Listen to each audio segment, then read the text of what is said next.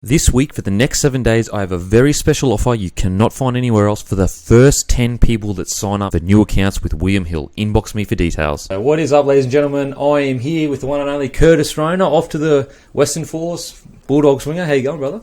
Yeah, not too bad. Thanks for having me. No worries at all. Thank you for coming on, man. So, how have you been? You've had a few weeks off now. You were telling me that you had a good break. You got your wrist surgery? Yep. Clean out, or what was it? Yeah, just a little clean out on my wrist there. So that was bothering me during the year. So I had to get it done last week. So how's the year been for you? The Bulldogs, we were talking earlier. It was a strange year for you guys. You would play like mad, like you'd kill it, and everyone would be like, "Yeah, they're the Bulldogs. There's someone to worry about." And then all of a sudden, you'd lose one or two, and you'd lose a bit of confidence, and then you come back again. What's it been like for you personally, and as a team as a whole, kind of thing? Yeah, it was definitely an up and down season. We strung a few games together that looked really promising. I think we lacked consistency, and we didn't find our full potential. Yep. Well, yeah, but I know that the boys, they put in the effort each week, and I know that everyone was trying their best, and that's ultimately what you can do is your best, and if that's not enough, then you just got to try harder next year, and that's what I know the boys will be doing. And so for yourself personally, you're from Perth. Yeah. You got signed to the North Queensland Cowboys. Take us all the way back though to a young lad that actually was born in New Zealand. Yep. So where were you born, and why did you move to Perth and all that good stuff? Yeah. Well, it all started back in a little town in Waitara in New Zealand. A lot of ex-players have come from there. Actually, they've had the Tamati family come through there, and they've had the Kemps that come through there too. So it's a very big league town. I moved over to Perth at a young age, and we moved for an opportunity in life, I guess. Like a lot of people come to Australia and see it as a place of growing and an opportunity. Heaps of chances. Yeah, definitely. And our family just went over to Perth, and obviously there was a big mining boom over there, so there's a lot of jobs happening over there, and it was just a great time for us to leave New Zealand, and we went to Perth and started from scratch. Really, we didn't really have much when we got there, and that was like pretty much my dad was working 2 jobs and just to get by, and it was very a very harsh time in our lives. But how old were you when you moved there? Like my family? Yeah, when I was about 8 years old. Okay. Yeah. So we moved there. I think it might have been 99. Yeah. So I've been here for a while now. But so you definitely got the opportunity to have that strong cultural heritage from New Zealand. It's not like you come straight to Australia and you grow up. Your most important years of growing was in that. That indigenous culture of New Zealand. Kind of thing. That's right. Well, because every year we would go back to New Zealand because it was very, very tough for the family, just moving from one side to another. Place like such. It's like a 6 or 7 hour flight. Different. Because you got to add those extra at least 2 hours. Because from Queensland, I remember we had an end of season trip with the Broncos, and it was like 5 hours. You don't realise it because it's in the same country, but it's actually a fair flight. It's a fair flight. So, but every year we would go back and see the family, and that was always good for me. Seeing my cousins and my relatives from New Zealand, and actually we've got a New Zealand game coming up for the Māoris next week, and they have nationals there where our iwi, our tribe, we get to play against other tribes in New Zealand. Oh, really? So that's cool. Going to be very exciting. It's next week, and we play against New Zealand residents. And I'm getting to represent my culture and my heritage, which is going to be very awesome for me. And so for a lot of people, like a lot of Australians, it's different culture. So people don't realise that when you say you miss your family, it's a little bit different to say a normal Aussie family saying they miss their family, because of the culture is very close when it comes to family, very family orientated. Very close and very big. Exactly. Multiplied by tens. Yeah. You got tens and 20,000 cousins that line away. That's it. Everyone. And that's my cousin. So what did you say the name was your tribe was for? Sorry. Tiatiawa. That's my tribe back in Taranaki. Give us a bit of history on that. How far back does it date? What was the? Well, I've actually got my nan here. She'd probably fill you in more than me. But oh, really? Yeah, but we've we've got the mountain there, and that's our maungwa. That's what we call mountain, and that's like a very like spiritual place for us.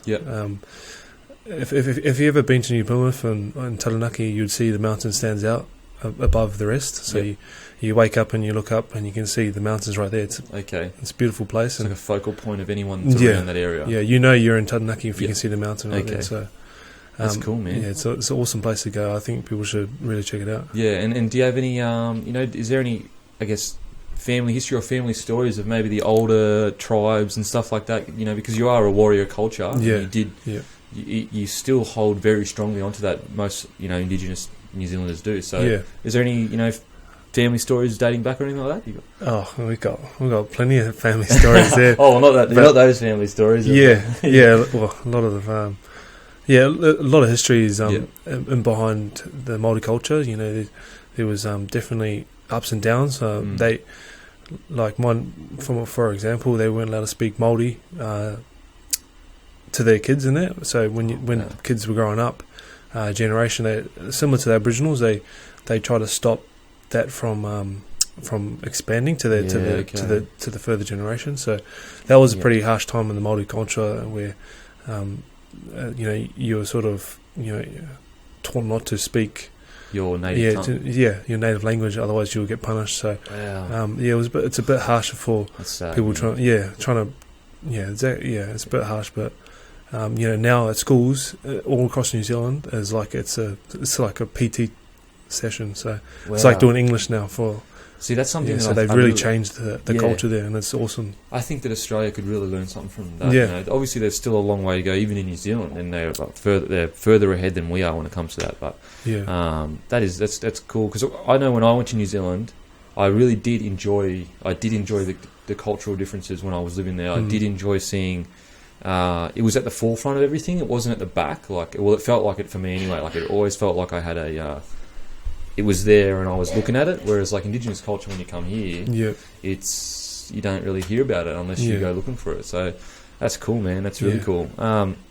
So you moved over. At what age did you start playing rugby union? At a really young age? Yeah, well, there wasn't much rugby league in Perth at the time, so we had to switch to the alternative game, which was rugby union. There, it was just taken off. They were talking about the force coming in, the Western Force, and that's when the Reds. I think a few years later, the Reds must have busted or something like that. Yep. So I switched over to rugby union when I was probably, I'd have to say, probably about 10, 11. Yep. And I played. I went to rugby school in Perth. Yep. I went to rugby school, Arramore Catholic College. So that was a very very good place for me when I was growing up, because they had classes there a bit like Endeavour Sports and Westfield Sports. The league kind of thing. Yeah, it was great for young kids growing up to see that you can have a pathway in sports, and if you want to follow that. So I did. A topic in rugby, and we did do classes as well there. Yeah. So it was like a normal class, but it was like just had that that time where I could be in my element. Yeah, I see what you mean. Yeah, and something that you genuinely had a passion for. Yeah, exactly. Some people have passion for different things like going chemistry and becoming scientists and whatnot. Or computer science, or computer, or accounting, IT, 100%. Like a lawyer, you want to become a lawyer. Yep. So it was a real good passion for me to have that in my life. Yeah. And I spent. And did you say boarding school? No, it wasn't boarding school. Okay. It was a co-ed. A co-ed, yep. And I think they had a few players actually, like I think Lee Tamari went to that school. I'm pretty sure DJ Holdsworth and a few other few leagueies played there actually. Yep. I think Bryson Goodwin and the Goodwin brothers all went there. I'm pretty sure. Yep. And so they had a strong connection with the rugby and league scene over there. And it was a good time in my life, and I stayed there. I attended school there from year 8 to year 12, and And that's when I was playing rugby all during those years. Yep. Majority of it was rugby, and then I switched over when I was 18 to play league. Yep. So that was. Were you always naturally gifted? Like, as in, you're big. You're physically, you're born for rugby. Whatever it is, a physical sport, you're born for it. Yeah. But did it always come natural, or was it something that slowly kind of faded into your life where you're like, I'm getting a bit better at this. I'm actually going all right. Yeah. Well, coming from the background that I sort of had, I definitely wasn't leading down that path for, sports stardom or having a proper career in that instant. So it was definitely had to work really hard to get to this position I'm in now. Yeah, we were definitely it definitely was challenging.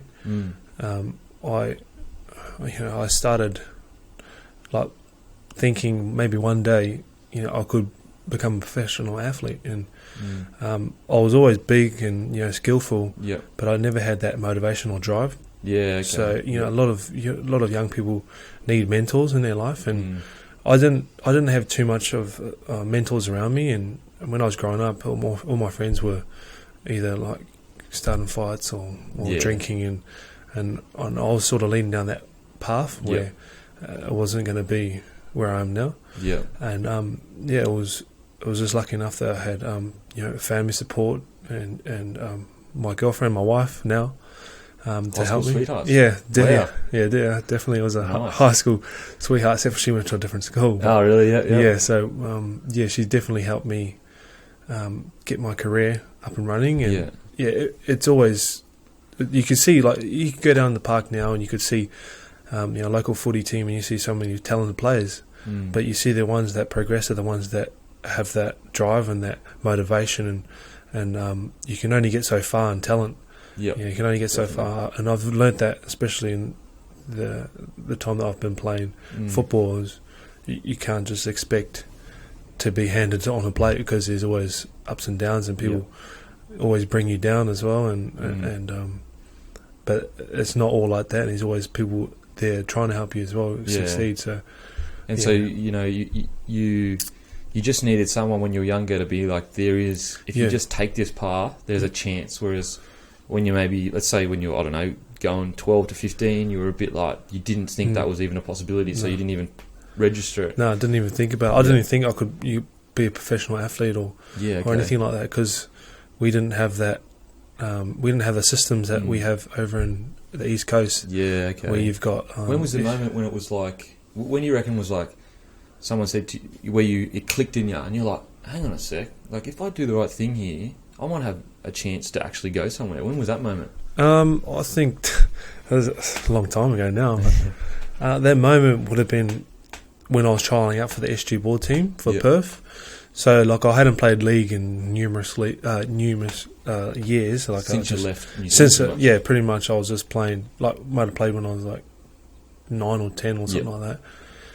But it actually stood out to me. There was an SG board trial for the Perth, the Perth Rugby League team, which back then were the WA Reds, and now they're called the West Coast Pirates. Okay. Yep. So the SG board team had their first trial game, and it was the first time they brought a Perth team into the SG board comp, where you play against Sydney teams such as Bulldogs, Balmain, West and Manly and all those other teams. Yep.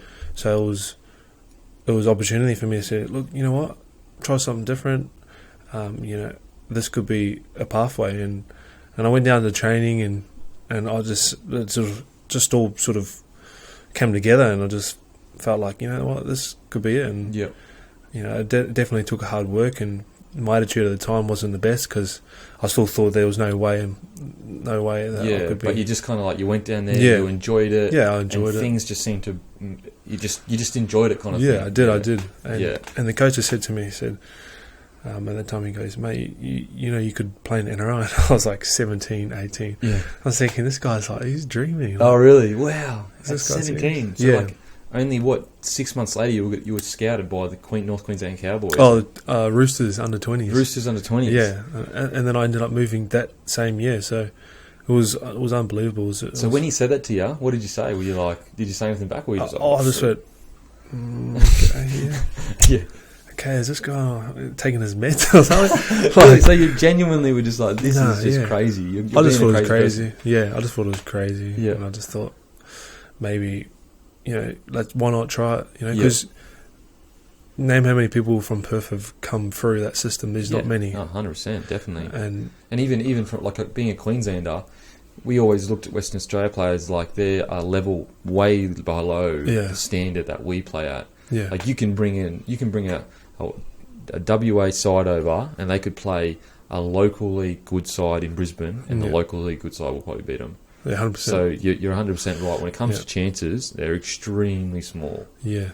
So that's why when people say, "Oh, where are you from?" and you say, "Oh, from Perth," and like, what? Even I was shocked. I was like, I think you're from North Queensland for some reason. I don't know why. Yeah. Well, I ended up in North Queensland and enjoyed my time up there. My family live up there now. Actually, my parents live up there, my brothers and sisters, and that my little brother just signed with the under-20s for the Cowboys. So that's awesome. Yeah, he's 18, and he's lucky enough that he's got good support around him, and that he's got a year to try his luck and be in the top squad. And the pathway is really clear. Like, your brother did it, and you've got all these people around you that just keeping you on that kind of railroad towards the possibility of being in the first grade. But tell us what it was like moving from... Did you move straight away with your missus to Sydney for the under-20s? Yeah, it was a lot harder because you come in and you're semi-professional, so you have to work during the day or study during the day. And the pits. Oh, unbelievable. It's the worst thing ever because you might be the freight handling or...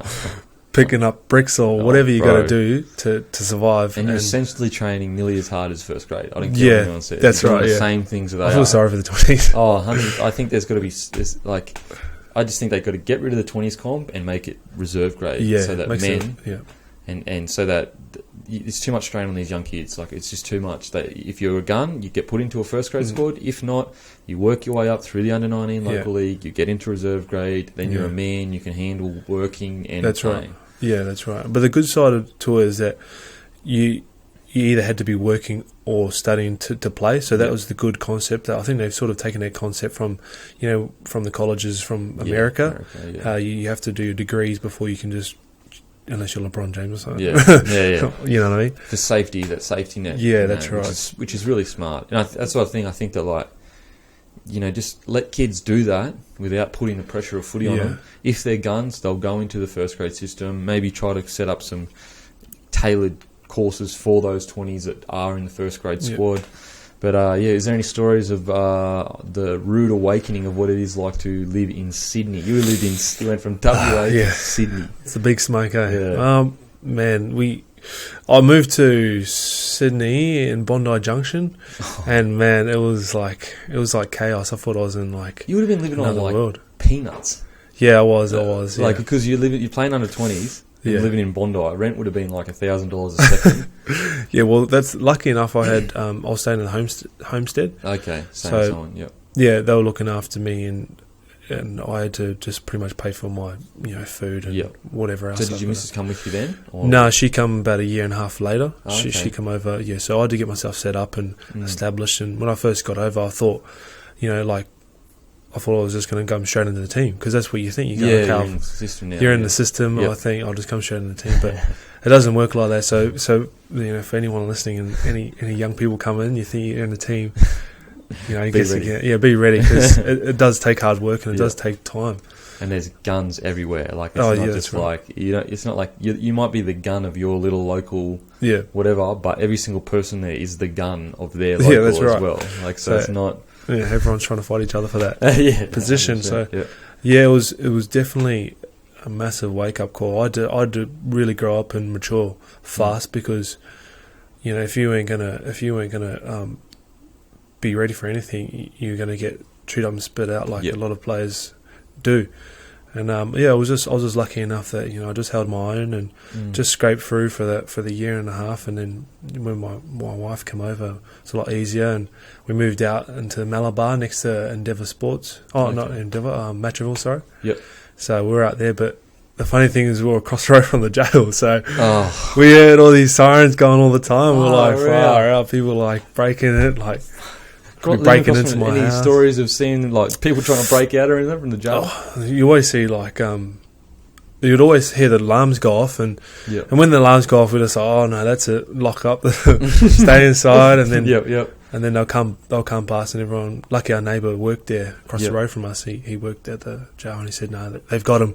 He was only down the road. They found him in the bushes or something. So like when the siren off, you'd actually genuinely have to be like, stay inside for now. You don't know what's going to happen. Yeah, it was literally like directly across the road. It's like not even 50 metres away. What? Cheap rent, but 100%, bro, 100%. Cheap rent. So sitting at the front trying to staunch them. Did you see any punch-ons out in the yard or anything like that, or not really? Nah. I was trying to stay away from it. That's crazy. People trying to break out. No, sweet. He was just in a bush somewhere. Yeah, pretty much. Oh man. So that was pretty good experience. Different. It's different. Oh well, yeah, definitely. So when was the time when? So you played a year and a half, you said, and then the North Queensland Cowboys. It was about 2 and a bit actually. 2 and a bit because I come through SG Ball like maybe the last couple of months of SG Ball to the 20 squad, and I stayed there for 2010 when they made the grand final. Yep. I was there, and I just seen the atmosphere was just crazy around the club, so that was another good experience to see. And then I moved up in 2012 to North Queensland, but before I moved up, it was I got to play for the Junior Kiwis, which was massive for me. And that goes back to what I was saying about my culture and my heritage, and that's where I was from. So that was a proud moment for me and my family. And were you part of the haka that we see on Facebook all the time? Is it that crazy haka where they get up each other's faces in Junior Kiwis? No, that was a few years ago. I seen that one. That was pretty. That was hectic, man. I love that shit. It's awesome. That was pumping. I was like, I was like, why don't you just throw a punch? Yeah, headbutt him. All right. Okay, so you pay for what was that? Because you're proud heritage, and your father had moved from New Zealand to Perth, and he'd worked his ass off to give you these opportunities. Yeah. And then finally his kids playing in the Junior Kiwis. Was that a special moment for you guys? Yeah, it was. It was all the way in Townsville, so you imagine a flight from Perth to Townsville. Torture. Took a whole day, pretty much. So he'd come up to watch me play with my sister. And that was just it was a great moment to have, represent my country and our birth and have my family at the same time. And so when did you get scouted to the North Queensland Cowboys then? Was that after the Junior Kiwis? Yeah, after the Junior Kiwis. I started in 2013, 14. Yeah, we started that with the Cowboys. And so you did a year, 2013 in Rezzies. You won the comp? Yeah, Mackay Cutters actually, yeah. So that was a great moment again. And so it just seems like your career is constantly progressing in a really positive manner. You're going from an under 20 side and the Roosters in the grand final that year, then the Junior Kiwis, then you went reserve grade comp. Yeah, definitely. It was always stepping stones, and I found out you don't just go into the team, and that it's always progression, and that's when I got to debut. When I got to debut, I was over the moon, and that was 2014. 2014, it was one of the best moments. We ended up losing that game, but there was a bit of controversy in that team, in the loss. And the loss against Manly. We lost against Manly. 7 tackle? No, it wasn't that one. Another one. Oh, there's always a couple. Yeah, 100%. It was a great moment. How did it all happen? Was Paul Greenwood have been the coach?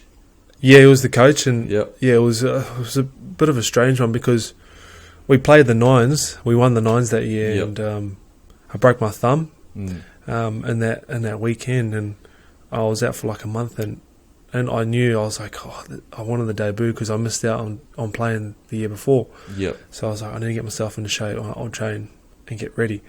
So I was training, running, doing everything I could, but I had a big cast on my arm for about 3 weeks, and then the week I got back into my first game playing Q Cup, I tore my quad. It was about 28 centimetres. So it's a massive tear. Yeah, a massive tear, like bang. And I was like, no, this can't be happening.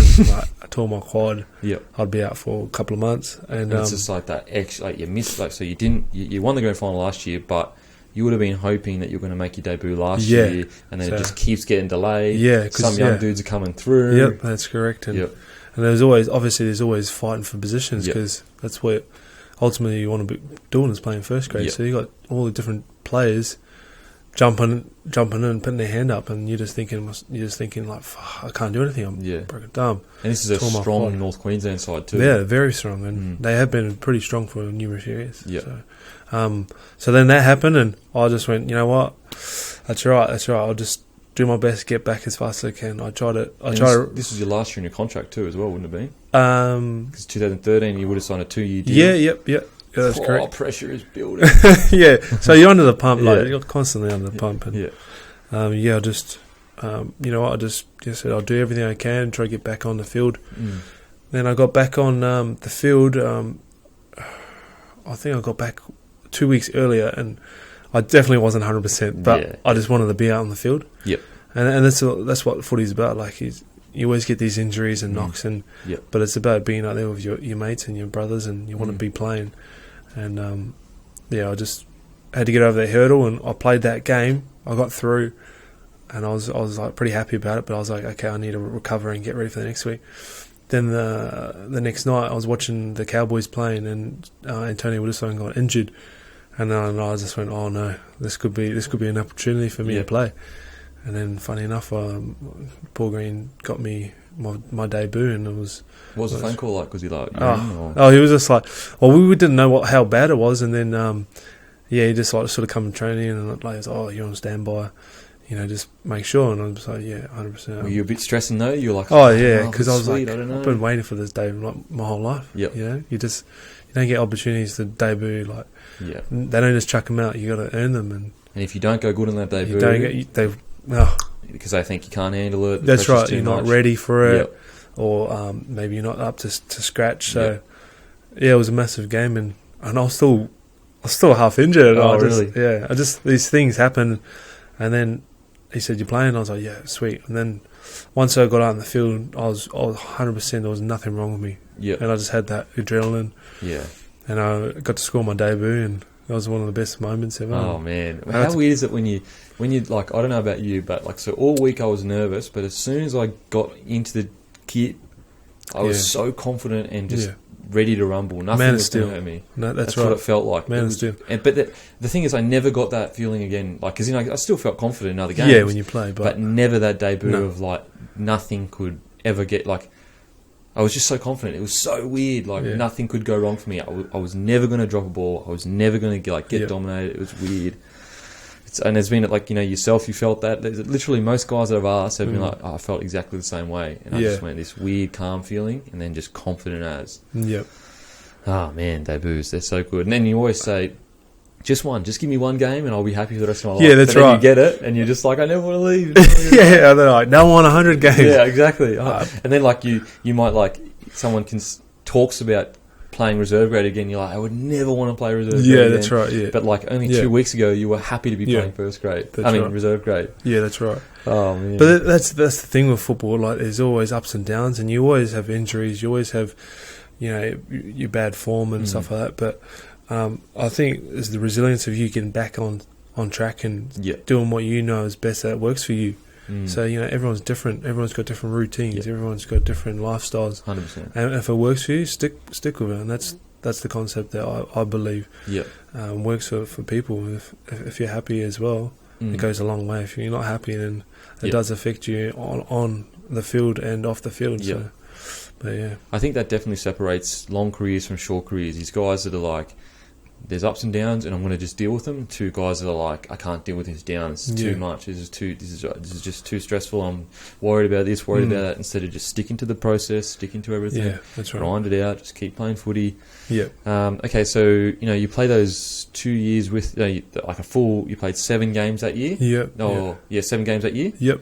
Scored 6 tries. Yeah. So it's like you burst onto the scene. What was that like for you? Yeah, it was good because everyone around you was, obviously positive and giving you great feedback, and you feel like $1 million, but you're really on like minimum wage. Yeah, 100%, getting paid peanuts. And but you're just happy to be there. You're just loving the attention, you're loving it all. And it was just a great experience. And I still remember when I was playing that, people start actually like supporting you and giving you that extra push, and you're like, you know what, that guy down the shop said, you scored a mad try, and you're like, oh, well, I need to score a mad try this week. Yeah. So you're just like, constantly there's people around you. Always just building up, and you're feeling good about it. You know what I thought was weird, especially in my first year, is like, I was never like sore or like tired or the recovery. Like I was always ready to go, just like bubbling with energy because everything was so great. Okay, so that first year goes great for you, but then you signed with the Cowboys. What was not the Cowboys, sorry, the Bulldogs. What was the thought process behind that, and how did that come about? It was it was definitely a massive decision for my life in my life, and I was very wary of what was going on around me and what was happening, and we had so much time to make the decision, but it was. I think I made the right decision, and going down to Canterbury, and the friends and the family that I've made at this club has definitely been worthwhile. Like, this club has been so good to me and my family, and I've got so much to repay them for it, and it's going to be very sad for me to leave, but it's just it was a bit emotional to walk away from the Cowboys, because I had my family still living up in Townsville. Everything was all right there, everything was sweet, but I just seen it as a new challenge, new opportunity for me to play down under Des and with a team, with so many great players down there. It was, and such a proud club. Like, it's a real proud club and strong club. Strong fans as well. Like fans are fanatical. Oh, unbelievable! love them. I just I love the I just love how energetic they are. Yeah, man. Like, you've probably played against the Dogs, and you've copped a few sprays from the fans. Yep. Yeah, they'll get you for anything. So. Even the haircuts, they'll definitely get you for anything. You're done. Whatever's wrong with you, you'll find out when you play the Doggies. So you go down to the Canterbury Bulldogs, and what was that experience like? It's another level. It's another. You're moving to Sydney, but you're moving back, and now you're in a first grade squad. You would be pretty much not promised, but you're considered a first grade player, and you're going to be the first grade winger. What was that pre-season like? What was the whole first year like for you there? The first year was awesome when I got down to the club. It was unfortunate that they lost the grand final that previous year, so I signed with them in 2015, but they lost 2014 against South, so I knew they had the hunger to become champions the next year, so it was going to be good for me going down there, starting fresh and getting to play with quality players, and when I got down there, we got to meet. I got to meet all the players and all the coaching staff, and everything there was just like next level. And it's a very professional club, the way it's run, and people, past players and people that are at the club now will tell you how proud it is to be a Bulldog, because when you put the blue and white jersey on, you're doing so much for everyone that supports them, and it's like a culture there. It's hard to explain until you're in it. It's hard to explain. Like, I got down there and they were so welcoming, the club, and just the boys and just all the fans were just. What was Desi like? He's known as a different character. Have you got any Desi stories? Georgie Rose had some stories of when he was in Manly, saying that people stole his favourite shoes and changed his ringtone to a song he hated. Oh yeah, well, actually, I could tell you stories about him, but you get me in trouble. No. Tell us the most PG story of Desi you've got. The funny story. The funniest stories is when he actually, because we have wrestling sessions during the week, so twice a week where we go in like a judo room or whatever it's called. Every club does wrestling. Yeah, everyone does wrestling training. Yeah. We go into this room and we've got a master in there. He's probably like 55 kilos, But he always tries to wrestle him, and he always gets tapped out. And Desi tries to wrestle him? Yeah, tries to wrestle him, and because I don't know why. And he gets tapped out constantly every day of the week. He gets tapped out, man. I was like, oh my goodness. But that's awesome. He just keeps coming back. Yeah, he keeps coming back, and that's what Desi's like, because he's that sort of person that just never gives up. Never gives up ever. So he just goes in front of the boys, gets tapped out. Yeah, all the boys are jumping around the corner. Yeah, whooping it up. Yeah, because we're like, yeah, tap him out, Desi. Come on, help my God. Just fully giving it to them, and he doesn't care. He just loves it. He just loves it. Does he get in judo kit, like in like his gi or anything? No, he doesn't get anything. He just like tries to.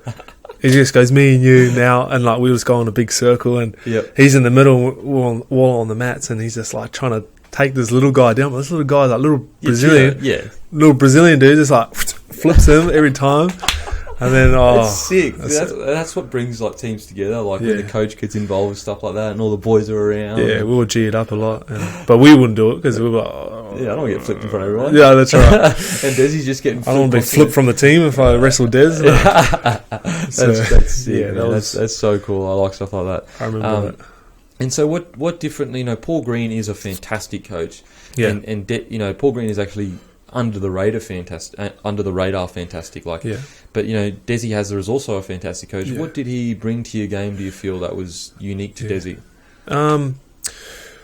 What? Who? Paul Green or Desi Hazler? When I got down there, Des said, no one's guaranteed a spot. Yeah. But he said, if you put in the hard yards, you can potentially be a first grader. Yeah, and I was just like, okay, I'll take that. And I'll accept what he had to offer me. And I got down there pre-season. I remember the first day of pre-season, we went straight on the treadmill and we had to run. And we had this massive mask on our face. So it's like a VO2. Yep, takes the oxygen. Takes your oxygen, so you put it on your mouth, and you're like, can't breathe because you're not allowed to breathe out of your nose. It just goes through your mouth, so you're like, you sound like Bane from freaking from Batman. Batman. Yeah. So you're like Bane, like you're like, and they can track how much lactic acid buildup there is. Yeah, so everything. They can kind of it's not a direct measure, but the science behind it can kind of tell who is mentally pushing through stuff and who isn't. So it's a really good gauge of guys that just stop and guys that don't. But that's right, and it measures how much potential you can increase and how much you need to work on. So I remember at first they were doing that running on there, and the trainers are like pushing us like, get a good score, Desi wants to get good scores, good scores. Just shouting at you. Shouting at us, and we're just like, one of the boys, Tarsi, he passed out on no word of a lie, passed out, knocked himself out on the treadmill and landed on the back of the wall. Oh my God. And then I was next up and I was like, okay, I'm not going to do that. So he went that hard, he passed out. Desi would have loved that. Yes, he does. He loves that. He loves that sort of stuff. But, he passed out. Was everyone like scared, afraid for the dude? Everyone just thought, whoa, this is the first day. And so you were next. Yeah, I was next up, and I was like, I can't back that up. Well, no way I was going to back it up. So I was like, no way was I going to break my face. No way for that. Was he cut or anything? I think he had a little bruise somewhere, but he passed out. Yeah, he passed out. He just had no oxygen. And what did he say? When he woke up, was he just like, he's just like, I gave it all I got, guys. This is all for you, Desi. It's all for you, baby. No, I don't know. I honestly don't know what it is. I was just too dramatic about, okay, I'm next. Yeah, he's like dead on the ground. You're like, all right. So So that was the first day. And set the standard kind of thing for what you need to go through to get it. And you can only go from there. You know what I mean? Like it was one of the toughest pre-seasons I've had. But you also had one of the best years you had. Yeah, well, that's really, right. Really good. Yeah, that's right. It was a good. Something like 25 tries or something, or 20 tries or something that year. Yeah, something high. Yeah, something like I think about 23 for the year. 23 tries. I mean, that's up there with nearly top try scorer. Who got top try scorer? Yeah, Sammy got it that. Yeah, Sammy rode. Yeah, he got rode. Yeah, what, 24 or something. Yeah, I think he got one more than me. Because you were top try scorer for a bit there, weren't you? Yeah, for a little while I was up there, and but it was just so crazy that the pre-season was it sets you up for everything, eh? Yeah, it sets you up for everything, and that's ultimately you need that building blocks. You need that platform to actually go off. You know what I mean? Definitely. Like if you got no platform, you come in pre-season or you come in round one, you're going to be sluggish. So. It's weird, eh? Like if as long as you if you give your pre-season everything and you do it really right, and then you go to another pre-season and you still give it kind of everything, but not everything. It really shows. Like it's just that extra 0.5% that means everything. I reckon, especially for explosive outside backs like yourself. Yeah. It's crazy. So that year, you know, scoring 23 tries, you're playing at the Doggies. You would have been loved, like absolutely loved by the fans. This is your breakout year. Yeah. You know, that's like your first year, obviously 6 tries, 7 games. But then when you're NRL top try scorer in a Sydney club, that's a big deal. What was that like for you mentally? You know, like dealing with the large exposure and people loving you and everything like that. It was awesome. You know, I'm not gonna deny pretend that. You don't enjoy this. Yeah, bro, 100%. It was awesome. Don't enjoy it. Yeah. Well, any good praises is great. You know, anything to boost you up is going to be awesome. But I think that it was coming from certain people that made it a lot better for me. So like, you know, when for example, like my family, they're pretty harsh critics as well. So they'll tell me if I played bad or not. So when it's coming from them and even my wife, it means a lot for them. Yeah, a lot more. So it's more value because you know they're going to tell the truth. Yeah, that's right. Because people, you know, ultimately they'll tell you what you want to hear to. Yeah. You know, to whatever. And also, if you're a fan of the Bulldogs and you play okay, they're going to say you play great because they're the fan of the Bulldogs. They love you. Like they always. Whereas you know, your family is always going to be what's best for you, not rather than what they kind of want in the situation. You know? Yeah, that's right. Sometimes they can be very realist. harsh. Realist. They tell you. So it was awesome to have that. What was what changed the most in your life that year? You know, what do you reckon changed the most? Where you were the most shocked at whatever had happened? Just from 1 year in and out of first grade to getting a full-time gig and actually being in the team every week. Yeah, okay. Which was the most thing that stood out to me about the whole thing. So, like, I don't know how it is with, like, when you're playing, but when I was playing, like, you'd always look at the team sheet just think that, hopefully I'm going to be picked this week. Yep. So I was doing that regularly because I didn't know if I was still going to be playing. Yeah. So I was like always checking the team sheets. Oh yeah, I'm playing this week. Good. Yep. You know. Yeah, I know what you mean. Yeah, so There's that safety of like, okay, I'm a first grade, first 17 player kind of thing. Yeah, and that's what sort of built confidence with me as well, is not having that pressure, and also Dizzy as well. He didn't put that sort of pressure on me because he knew I was just coming into the team, but he sort of let me play, you know, a natural game, and it showed. You know, last year, well, I was scoring plenty of tries and just understood that's what you needed as a player. Yeah, that's right. And it was really good, and he was really good for me as building from a rookie to a regular first grade player, because he's been in numerous finals campaigns. He's won numerous titles. He's been in numerous grand finals. So he holds a lot of weight. You know, you respect him a lot as a player, as a coach. Right. You know, totally understand me. And so, you know, we're speaking of all the positive sides of your career. What's been the hardest side? What's been a bit where you really struggled and been like, man, I'm struggling here? I think this year has been like injuries. Like I had my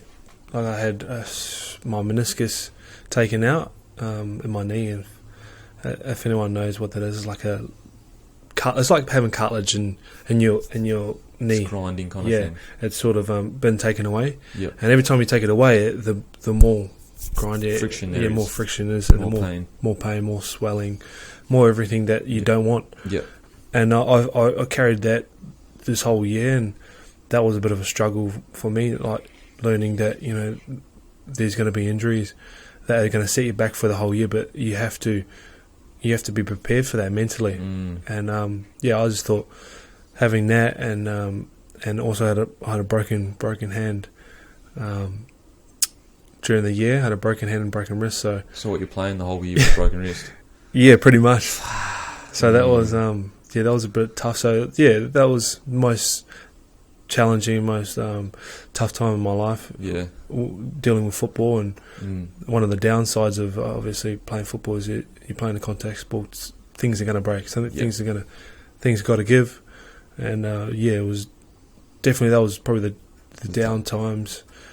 Just managing my body through the season. I was blessed to play every game. So, you break bones, but you can still play, and I just had to give thanks that the physios got me, the doctors got me there, and so there's a full fracture in your wrist, and you played the whole year with it. Yeah. Did anyone know that you had a full fracture in your wrist the whole year? Like as in fans and that? No one knew that. So it was definitely hard because I this year was a bit up and down, but I guess there's always challenges, but yeah. Do you think you've learned a lot from this year? Like, you often find the harder times you learn more from. Whereas, like last year, you had this gun year. Yeah. You reached your potential. You're scoring tries, right? Yeah. Whereas this year, it's hard. You're mentally fighting with yourself. You've got a stuffed wrist. The easy option would be like, look, I'm done. I need to get a read. Pretty much. That was the doctor said to me. He goes, if we do the surgery, it's going to be 5 weeks. So you won't even be looking at playing for a long time. And I thought, like maybe I can get through it, and I did, and I got through, and I was just sort of glad that I got to keep playing. Yep. So because I wanted to play, like I want to play. I'm a footballer. Yep. Everyone wants to play football, and there's always sacrifices you have to make, if that's injuries or outside of football, whatever it is. Yeah. You got to make these. You got to make these calls, and I just made the call and said, you know what, I can keep going, and we can get through this. And it was funny, man. Like I didn't even know it was broken, and then I come in and he goes, "We got to get a scan. We've got a scan." Funny enough, snap. Oh my God, he's like, "Yeah, we're gonna have to get it put together, or you can just play with it and see how you go." And they were just a bit. They were really like amused that I wanted to play and stay out there. And obviously Desi would have loved that too, that you were that keen to play, that you were willing to play with a freaking broken wrist. So I mean, and now that it's fixed, imagine how fresh you're going to feel on game day instead of like that constant anxiety of like, that's right. Like you pretty much strap my whole arm up, look like Mal Meninga. But it's definitely, that's a massive thing, that I had to deal with. Yeah. Just getting through injuries and getting back to form.